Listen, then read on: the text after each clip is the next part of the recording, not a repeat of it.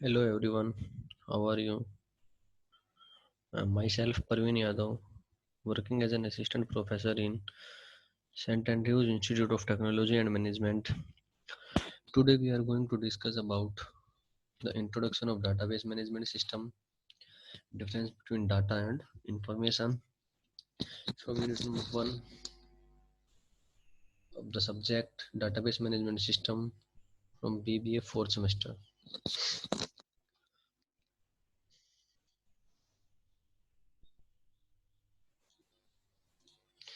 So basically what is database?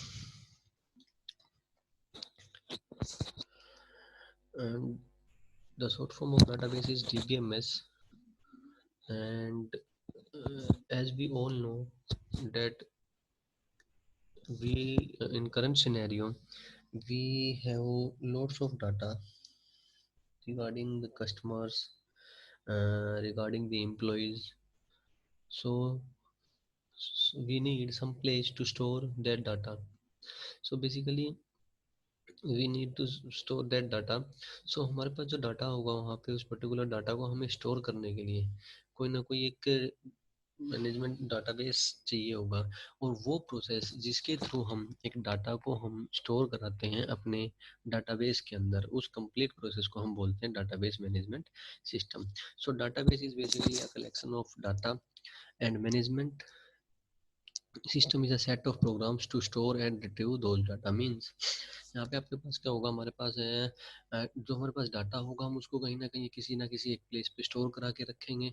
और उस data को जब हमें रिक्वायरमेंट होगी तो हम वहाँ पे डाटा को रिट्रीव भी करेंगे और स्टोर भी कराएंगे। और जब हम डाटा को रिट्रीव या स्टोर कराते हैं तो वहाँ पे हमें कोई ना कोई प्रोग्रामिंग लैंग्वेज की रिक्वायरमेंट है, कोई ना कोई प्रोग्रामिंग लैंग्वेज हमें यूज़ करनी पड़ेगी उस डाटा को पर्टिकुलर जगह पे स्टोर कराने और वहाँ से उसको एक्सेस करने के लिए। सो बेसिकली हमारे पास जो अभी हम यूज़ करते हैं एसक्यूएल है, DB2 है, ओरेकल है। तो ये जो सब कुछ जो भी लैंग्वेजेस है वो हमारे पास डाटाबेस, हम इन लैंग्वेजेस को डाटाबेस लैंग्वेजेस बोलते हैं। सो बेसिकली यहाँ पे हम अगर बात करें तो फर्स्ट की डाटा है क्या हमारे पास। अगर हम बात करें कि एक सिंगल एंटिटी, जो हमने लास्ट यूनिट में भी डिस्कस किया था डाटा इन्फॉर्मेशन और नॉलेज के रिगार्डिंग, तो यहाँ पे हम आज जस्ट डिस्कस करेंगे डाटा और इन्फॉर्मेशन के रिगार्डिंग। अगर हमारे पास कोई एक रैंडम वैल्यू है, डेट इज $80, जो लास्ट टाइम में हमने कुछ एग्जांपल डिस्कस किया था, वही एग्जांपल आज हम करेंगे। कि अभी हमने एक स्टेटमेंट दी हुई है यहाँ पे, the petrol price currently the petrol price is $60।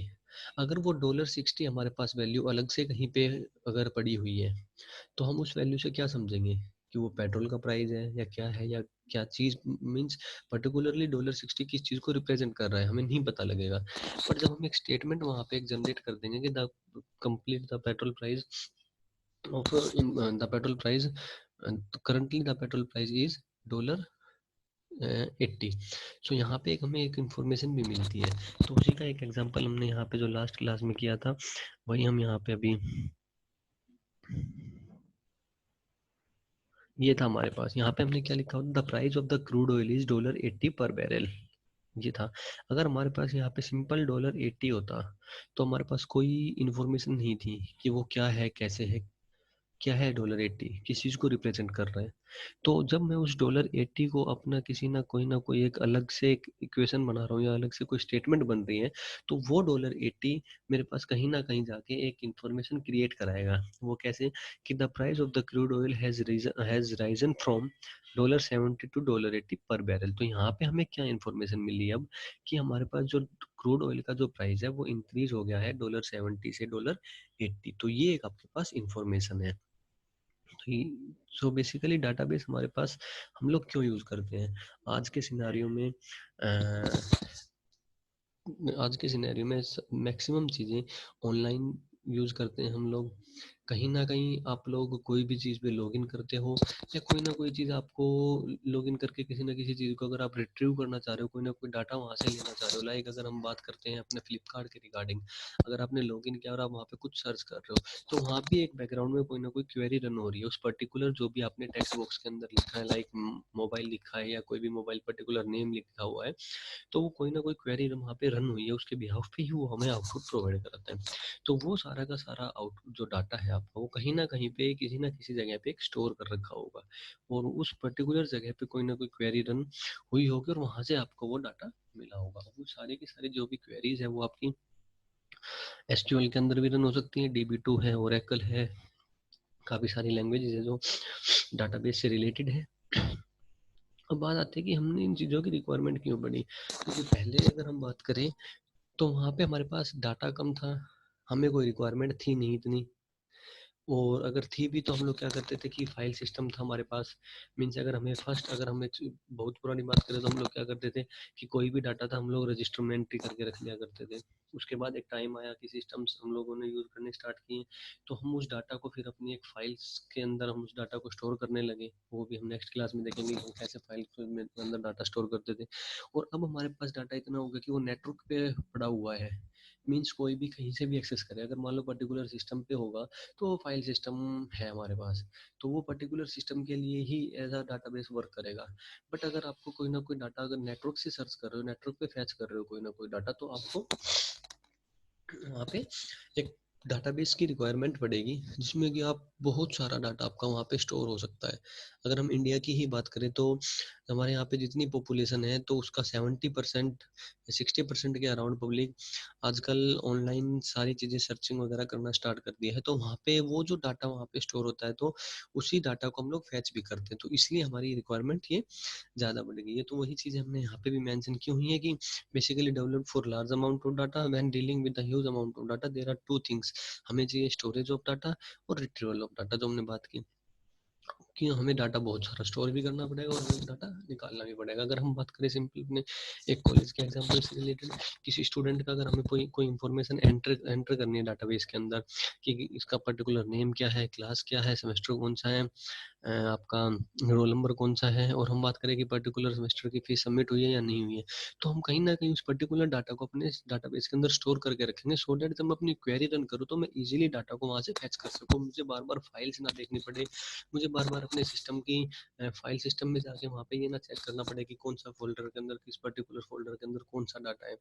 हम जस्ट क्या करते हैं, एक सिंपल क्वेरी रन करते हैं अपने डाटाबेस पर, पर्टिकुलर स्टूडेंट की वहाँ से हमें आउटपुट मिल जाता है। तो ये हमारा हुआ कि हम कैसे स्टोर कराते हैं और कैसे रिट्रीव कराते हैं। अब यहाँ पे हमने एक एग्जांपल लिया हुआ है कि एक बैंकिंग सिस्टम है, वहाँ पे हमारे पास कोई कस्टमर है, उसके दो अकाउंट है, एक सेविंग अकाउंट है, एक उसका सैलरी अकाउंट है। अब अगर हम बात करते हैं डाटाबेस के अलावा फाइल सिस्टम की है या और भी कोई है, तो पहले क्या होगा कि आपका एक सेविंग अकाउंट है तो नेम भी चाहिए आपको, आपका एड्रेस, आपका फ़ोन नंबर, आपका अकाउंट नंबर, ये तो आपका सैलरी अकाउंट से रिलेटेड हो गया। अब जब आप वहाँ पे सेविंग अकाउंट ओपन करवा रहे हो तो आपका दोबारा से वहाँ पे एंट्री होगी, वही सारी चीज़ें, कस्टमर का नेम है, फ़ोन नंबर है, जो भी आपने वहाँ पे सबमिट कराई थी वही चीज़ें यहाँ पे सबमिट कराई हैं। तो यहाँ पे हमारे पास एक प्रॉब्लम क्रिएट होती है जो कि जिसको भी हम बोलते हैं डाटा रिडंडेंसी। मीन्स यहाँ पे क्या हो रखा है कि आपका जो डाटा है ना, वो दोनों जगह हमारे पास डुप्लीकेशन ऑफ डाटा हो रखी है, मीन्स यहाँ भी है और वहाँ भी है, तो वो प्रॉब्लम क्रिएट करता है। और वही चीज़ हमने यहाँ पे डिस्क्राइब की हुई है कि in banking system suppose the customer is having two account, one is saving and another is salary account. तो bank store saving account data at one place and the salary account data on another place. तो उस case में क्या होगा कि customer की जो information है वो दोनों जगह अलग अलग हो जाएगी और वहीं पे हमारे पास क्या हो जाएगा, डाटा डुप्लीकेट हो जाएगा। और इस प्रॉब्लम को रिजोल्व करने के लिए, इस टाइप की प्रॉब्लम को रिजोल्व करने के लिए हम लोगों ने क्या किया, डीबीएमएस को यूज किया, डाटाबेस मैनेजमेंट सिस्टम को। अगर ये ना समझ में आए तो हम अगर अपने करंट सिनेरियो की बात करें कॉलेज के रिगार्डिंग, सपोज करो कि हमारी क्लास में दो स्टूडेंट है अभिषेक नाम के, सेम नेम है, एंट्री हो गई है उसकी, उसकी कॉलेज फीस अलग से लिखी हुई है, उसके लिए हम हॉस्टल फीस अलग से लिखेंगे। या फिर दूसरा अभिषेक है तो उसकी भी हम कॉलेज फीस अलग से लिख रहे हैं और उसका वो जो है हॉस्टल फीस अलग से लिख रहे हैं। तो कुछ डिटेल्स ऐसी होंगी जो हमें बार बार हम इसको अलग अलग जगह पे वहाँ पे स्टोर कराएंगे। बट अगर हमें यहाँ पे एक पर्टिकुलर डाटाबेस मिल जाए तो हम वहाँ पे क्या करेंगे, एक पर्टिकुलर बंदे का एक पर्टिकुलर आईडी जनरेट होगी और उसी आईडी पे हम लोग उस चीज़ को स्टोर करा सकते हैं वहाँ पे। सो कोई थर्ड सेकंड पर्सन जो वहाँ पे अभी पर्टिकुलर टाइम पे वर्क कर रहा है, अगर उसकी जगह कोई और आके उस पर्टिकुलर डाटा को एक्सेस करना चाहे तो वो इजीली कर पाएगा। जबकि अगर वो फाइल सिस्टम में या फाइल बात करें रजिस्टर वगैरह में सर्च करना तो एक थोड़ी प्रॉब्लम क्रिएट होती थी। तो वो जो ये प्रॉब्लम थी हमारे पास, इस प्रॉब्लम को रिजॉल्व करने के लिए हम लोग क्या यूज़ करते हैं, डाटाबेस मैनेजमेंट सिस्टम। अब यहाँ पे इसका मेन हमारे पास मेन पर्पस क्या है, टू मैनेज द डाटा, ठीक है। Consider our college that keep the data of student teacher course books, to manage this data we need to store this data somewhere where we can add new data. हम यहाँ पे वही है कि यहाँ पे अगर मान लो अगर जैसे कॉलेज की बात ही करें तो कॉलेज का यहाँ पे आपका एग्जांपल हम सपोज करते हैं कि फाइनल ईयर में आपका कोई स्टूडेंट है, कोई स्टूडेंट फर्स्ट ईयर में आया तो हमने डाटा को वहाँ पे न्यू डाटा ऐड कर दिया, जो हमने यहाँ पे एग्जांपल में डिस्क्राइब भी किया हुआ है कि आपके फर्स्ट ईयर में 60 बच्चे हैं, हमने उस पर्टिकुलर 60 बच्चों का डाटा अपने सिस्टम में स्टोर करा दिया है। तो अब आने वाले टाइम तक मीन्स नियरली 3 इयर्स और मे बी 4 इयर्स हम उस डाटा को वहाँ से, उस पर्टिकुलर स्टूडेंट के डाटा को, सारी इन्फॉर्मेशन हम वहाँ से इजीली फैच आउट कर सकते हैं, ना कि अलग अलग जाने से अच्छा हम डाटाबेस से फैच आउट कर लें। अब कोई बच्चा पास आउट होकर चला गया, उसका सारा कुछ क्लियर हो चुका है और हम चाहते हैं कि अब हमारे पास उस बच्चे की इन्फॉर्मेशन अपने पास ना रखें 1%, तो हम उस पर्टिकुलर चीज़ को वहाँ पे डिलीट भी कर सकते हैं। कोई चीज़ आपको अपडेट करना हो तो वो चीज़ भी हम वहाँ पे कर सकते हैं, कोई मॉडिफाई करना हो तो वो चीज़ भी आप लोग कर सकते हो, ठीक है। और वो इजी भी है हमारे पास, अगर हम डीबीएमएस में वर्क करेंगे, डाटाबेस में वर्क करेंगे तो वो easy as compare to the register, as compare to the file system. अब यूज कहाँ कहाँ पे है डाटाबेस मैनेजमेंट सिस्टम का? आपके पास टेलीकॉम के अंदर है, there is a database to keep track the information regarding calls, calls के रिगार्डिंग कितने नंबर ऑफ कॉल्स एक पर्टिकुलर नंबर से की गई हैं, कितने नंबर ऑफ कॉल्स एक पर्टिकुलर नंबर पे आई हुई हैं, वो सारे के सारे रिकॉर्ड को सेव करके रखना। और अगर हमारे पास डाटाबेस नहीं होगा तो ये इतना डाटा जो हम लोग, जो हर एक मिली सेकेंड्स के अंदर कितनी कॉल्स हो रही है, उस डाटा को स्टोर करके रखना हमारे लिए नॉट एन ईजी टास्क, ठीक है। दूसरा इंडस्ट्री के अंदर है कि वो इंडस्ट्री के अंदर है कि मैन्युफैक्चरिंग यूनिट है, वहाँ पे आपके पास एक डिस्ट्रीब्यूशन सेंटर है। अगर वहाँ पे एक डाटाबेस की हमें, डाटाबेस को हमें इन और आउट की अगर हम बात करते हैं, वहाँ पे अटेंडेंस से रिगार्डिंग अगर हम बात करें, एक नंबर ऑफ एम्प्लॉयज वहाँ पे ज़्यादा है तो हम डाटाबेस के थ्रू हम पंचिंग सिस्टम में पंच करते हैं तो हमारे अटेंडेंस लग जाती है। तो वो भी हम डाटाबेस हमारा क्या करता है, जब हम पंच करते हैं तो हमारा डाटा पहले मैच किया जाता है कि, और वैलिड होने के बाद हमारी वहाँ पे क्लियर हो जाती है। तो ये distribution centre should keep a track of the product unit that supplied into the centre as well as the product that got deliver out from the distribution on each day, this is where DVS comes into picture. अब यहाँ पे जो example है वो बात की हुई है डिस्ट्रीब्यूशन सेंटर के रिगार्डिंग कि अगर हम बात करें कि अमेजोन का यहाँ पे वेयर हाउस है, उसके अंदर number of products daily enter भी करते हैं और डेली एग्जिट भी करते हैं। बहुत ज़्यादा अमाउंट में डाटा, बहुत ज़्यादा अमाउंट में वहाँ पे कोई ना कोई प्रोडक्ट आया भी होगा और वहाँ से गया भी होगा। अगर हम उस चीज़ को रजिस्टर्स के अंदर एंटर करना स्टार्ट करें या उसको फाइल सिस्टम में एंटर करना स्टार्ट करें तो मे भी हमारे लिए मुश्किल हो, बट हम उस काम को ईजिली डाटाबेस के अंदर कर सकते हैं, ठीक है। तो ये इसलिए हम लोग ये चीज़ें यूज़ करते हैं। और भी काफ़ी सारे एग्जाम्पल बैंकिंग सिस्टम के बारे में हम लोग अभी डिस्कस कर भी चुके हैं। यहाँ पे जो एग्जाम्पल है वही यहाँ पे जो हमने बात की थी कि कस्टमर से रिगार्डिंग इन्फॉर्मेशन को स्टोर कराने के लिए, day to day credit and debit transactions को रिकॉर्ड कराने के लिए, और वो सारा का सारा हम डाटाबेस के थ्रू करते हैं। सेल के रिगार्डिंग हमने ऊपर बात की कि to store a customer product production customer information production information और इनवॉइस डिटेल्स मेंटेन करके रखने के लिए हमें डाटाबेस की रिक्वायरमेंट है। एयरलाइंस की अगर हम बात करें कि कितनी नंबर ऑफ रिजर्वेशन हुई हैं, कौन सी फ्लाइट्स में कितनी नंबर ऑफ रिजर्वेशन टोटल हुई हैं, कितनी नंबर ऑफ सीट्स थी वहाँ पे और कितनी नंबर ऑफ बुक्स हुई हैं, सो दैट कि हम वहाँ से इजीली कैलकुलेट करके बता सकते हैं अपने अपकमिंग कस्टमर्स को कि टोटल जो हमारे पास सीट्स हैं इतनी अवेलेबल है इस पर्टिकुलर फ्लाइट के अंदर। उसके बाद एजुकेशन सेक्टर के अंदर हमारे पास स्कूल कॉलेज के अंदर अगर हम बात करते हैं तो वहाँ पे हमने भी बात भी की थी रिगार्डिंग सैलरी, उसके लिए रिगार्डिंग आपकी फीस के रिगार्डिंग। तो फीस का जो आपका डाटा है, आपका हॉस्टल फीस का हो गया, कॉलेज फीस हो गई है, आपका जो भी है बस फीस वगैरह, ट्रांसपोर्टेशन फीस वगैरह, वो सारी की चीज़ों को हम इजीली मेंटेन करके रख सकते हैं। अदरवाइज इनको हमें अलग अलग करके रखना पड़ेगा, तो वो एक और टिपिकल टास्क है हमारे लिए।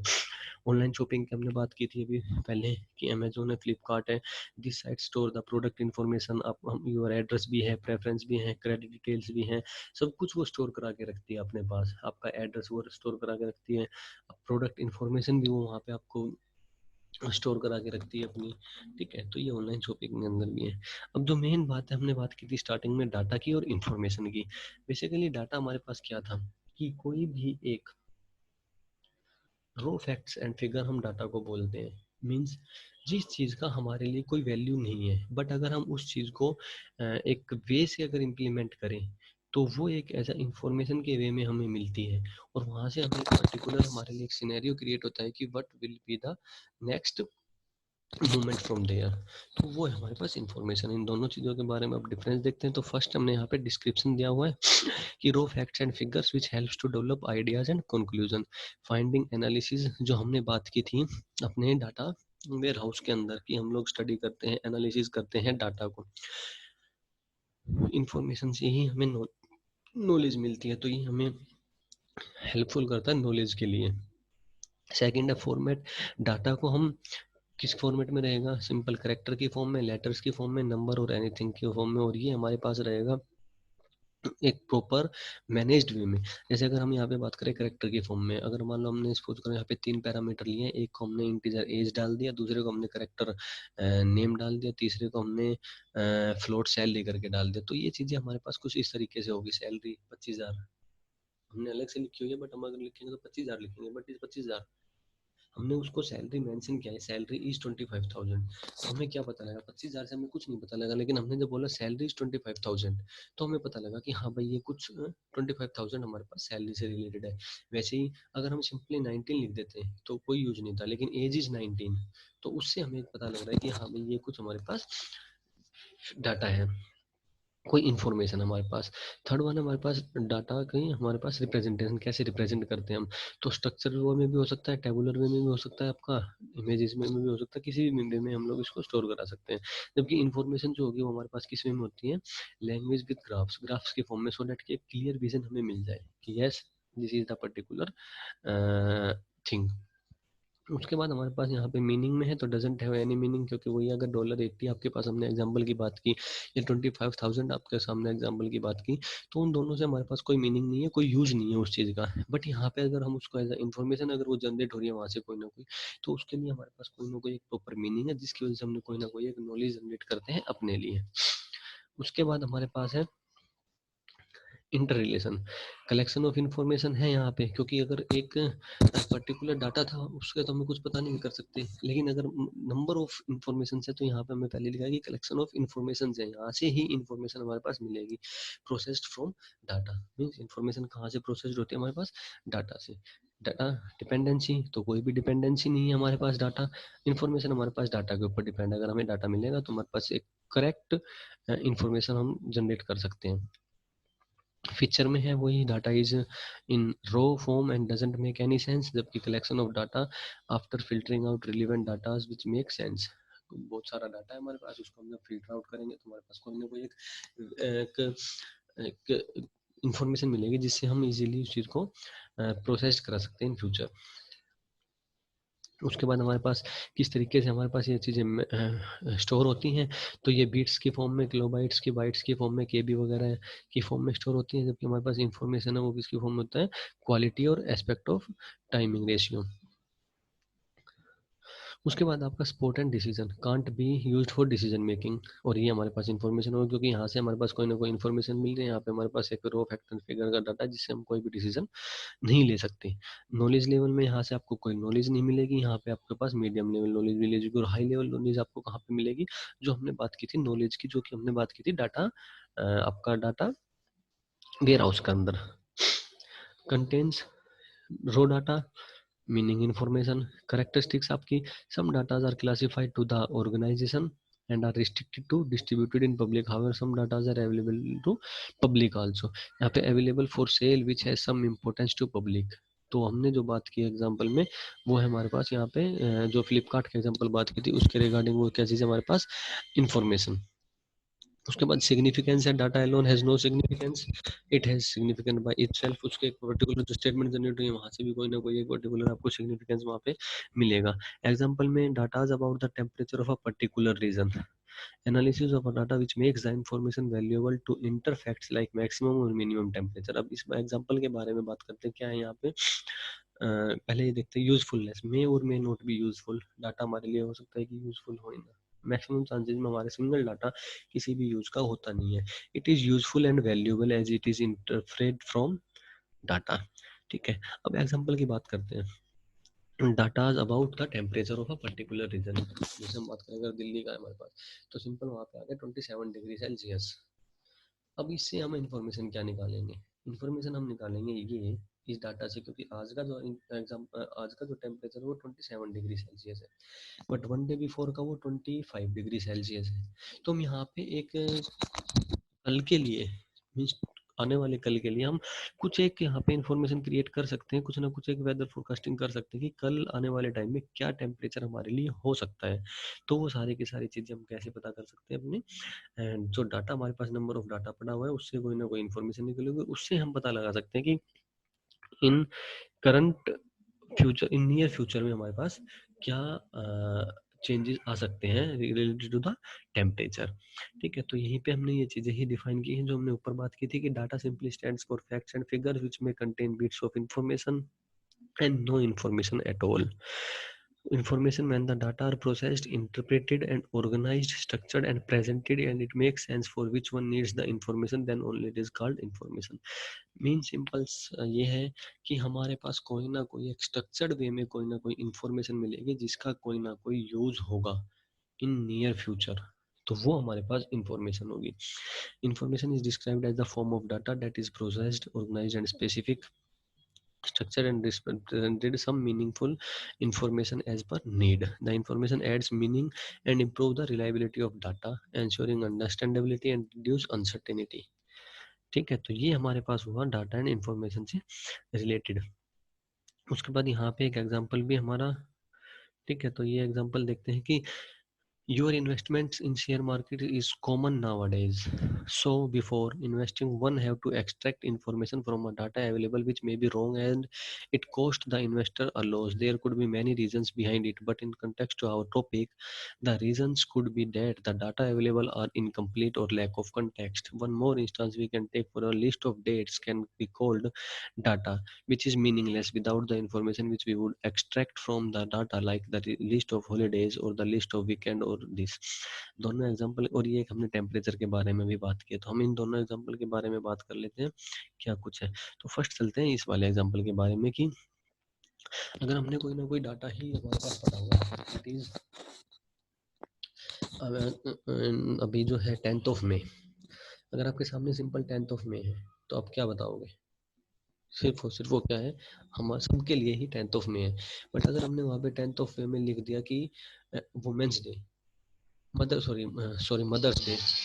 तो वहाँ पे आपके पास क्या होगा कि आपको ये पता लग गया कि हाँ 10th of May को क्या है, मदर्स डे है। तो ये आपका हुआ एक इंफॉर्मेशन, और सिर्फ 10th of May आपका क्या हुआ, डाटा। उसके बाद आपके पास हमने बात की थी मार्केट से रिलेटेड, अगर हमारे पास जस्ट और जस्ट ये लिखा हुआ है कि XYZ कोई शेयर है, ठीक है, और उसका कल का जो ओपनिंग और क्लोजिंग प्राइस था वो इतना था, जो हमारे पास XYZ शेयर है उसका ये प्राइस है 521, सपोज 521 को ये हमारे पास प्राइस है, तो उससे ये नहीं पता लगा सकते कि कल या कल के लिए हमारे पास कोई इन्फॉर्मेशन नहीं है कि उस चीज़ से हमारे पास क्या होगा। बट अगर वहाँ पे हमें ये पता लग जाए कि XYZ shares today's open price is this, close price is this, तो हम टुमारो, कल आने वाले कल के लिए कुछ प्रेडिक्ट कर सकते हैं, कुछ इन्फॉर्मेशन वहाँ से निकाल सकते हैं कि इन विच direction it may go. So thank you, this is the first topic. और यहाँ पे आपको मैं एक असाइनमेंट भी दे रहा हूँ यूनिट नंबर 4 से, सेकंड असाइनमेंट वो होगा, आप ऑलरेडी 4 असाइनमेंट कर चुके हो, और एक और असाइनमेंट आपको, और 4 असाइनमेंट करने हैं जिसमें से फर्स्ट असाइनमेंट आपका यूनिट नंबर 4 से मिलेगा। तो यहाँ पे आप अगर क्वेश्चन राइट डाउन करो तो क्वेश्चन है आपका explain data warehousing, second describe data mining, third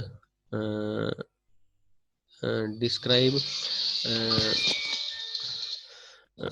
second आपका डिस्क्राइब, क्वेश्चन नंबर थर्ड है describe mobile database and multimedia database, and आपका फोर्थ क्वेश्चन है एक्सप्लेन स्पेशल डाटाबेस,